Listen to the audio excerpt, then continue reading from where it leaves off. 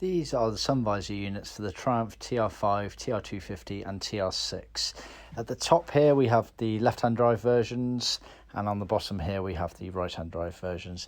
Simply the only difference between them is where the mirror is placed. So obviously on the left-hand drive cars here, the mirror is on the passenger side, which is the right side of the car. On the right-hand drive versions of the car, it's the opposite. The mirror is on the passenger side, obviously again, but that's the left-hand side of the car. These are done in black vinyl as original.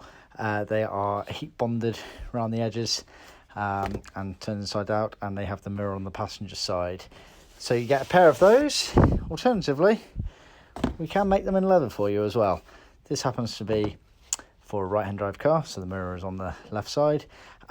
When they're made in leather, we can't heat bond them, so we stitch them around the edge.